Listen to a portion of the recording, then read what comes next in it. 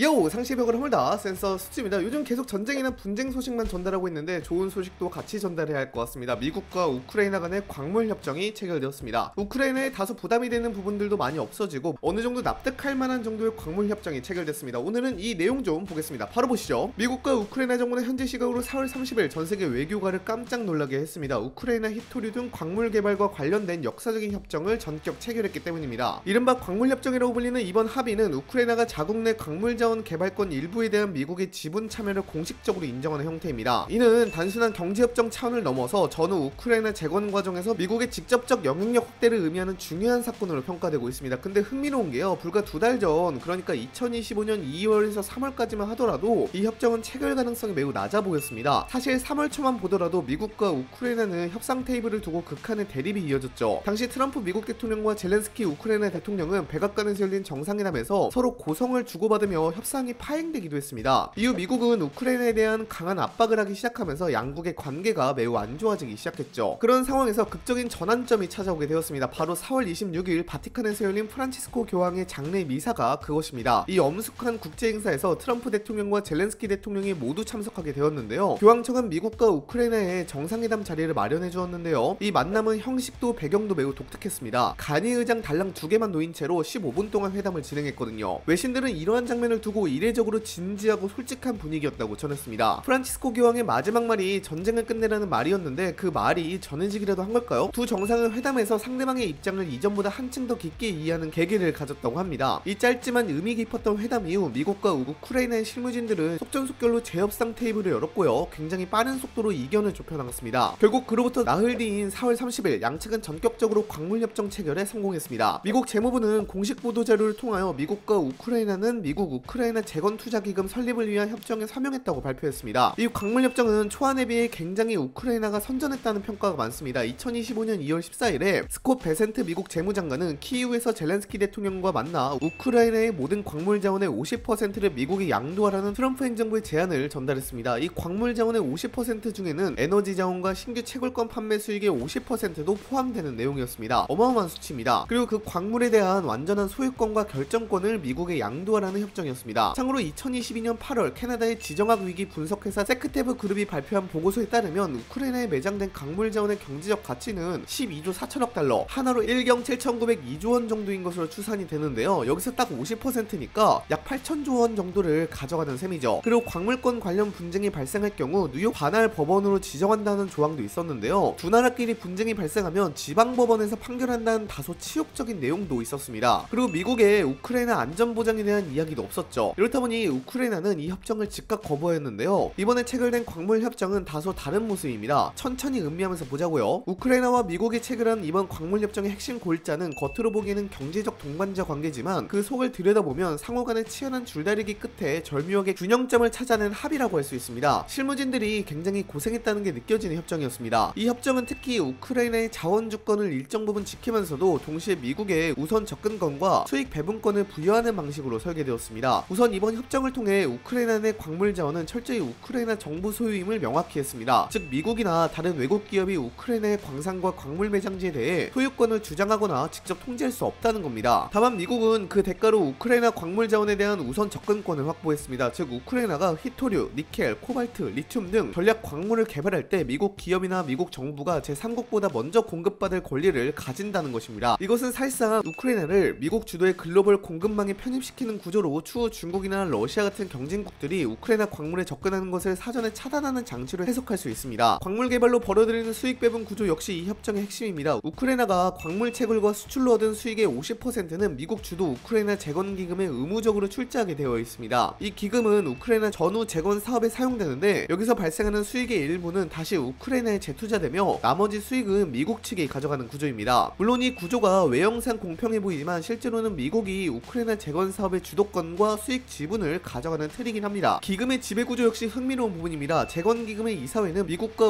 우크라이나가 각각 임명한 인사들로 딱 절반씩 구성됩니다. 이는 이사회 내 의결권이 미국과 우크라이나에 동등하게 분배된다는 의미로 표면적으로는 평등한 구조입니다. 물론 실제 운영을 하면 어떻게 될지는 더 지켜봐야 하겠습니다만 저는 개인적으로 미국이 금융 네트워크나 기업들을 통해 더 큰 영향력을 행사할 수 있지 않겠느냐는 생각이 듭니다. 무엇보다도 제일 큰 건 이거인 것 같습니다. 우크라이나가 미국으로부터 받아온 지난 3년간의 원조금에 대한 상한 의무를 지지 않아도 된다는 조항입니다. 여기는 군사적, 재정적 지원이 모두 포함되어 있죠. 독일 소재 싱크탱크인 킬 인스티튜트의 조사에 따르면요, 2022년 1월부터 2024년 12월까지 미국이 우크라이나에 지원한 규모가 1197억 달러, 하나로 175조 1200억 원 정도를 지원했다고 추산했습니다. 물론 미 국방부에서는 1828억 달러, 하나로 267조 4400억 원 정도를 지원했다고 하는데요. 여기에는 유럽 내 군사훈련 비용과 국방물자 보충 비용도 포함됩니다. 그럼 대략 175조 원에서 267조 원 사이의 금액이 우크라이나에 지원이 된 것인데요. 꽤 큰 돈입니다. 그런데 이 돈을 전부 다 안 갚아도 되게 된 것입니다. 우크라이나 입장에서는 꽤 선전한 내용이죠. 애초 트럼프 행정부는 미국이 이미 지원해온 수천억 달러를 우크라이나가 모두 갚아야 한다고 요구했지만 최종 협정에서는 이 요구가 삭제되었습니다. 그리고 미국은 당초 요구했던 자포리자 원전 통제권을 철회하기도 했는데요. 자포리자 원전은 유럽 최대 규모의 원자력 시설로 미국이 협상 과정에서 이 원전에 대한 일정한 통제권 확보를 주장했으나 최종안에서는 이 요구가 빠진 모습입니다. 마찬가지로 향후 EU 가입에 걸림돌이 될 수 있는 조항들도 전부 삭제가 되었죠. 그리고 눈여겨볼 만한 점이 있는데요. 트럼프 행정부가 이번 협정에서 처음으로 러시아의 전면적 무력 침공이라는 표현을 공식적으로 사용했다는 점입니다. 이때까지 미국은 러시아를 자극하지 않으려고 이런 표현을 피해오곤 했습니다. 그런데 이번 협정에서 러시아에 대한 전면 침공이라는 표현을 쓰면서 미국의 우크라이나 방어 의지를 명확히 드러냈죠. 협정문에는 미국이 전후 우크라이나와의 전략적 파트너십을 체결하고 장기적으로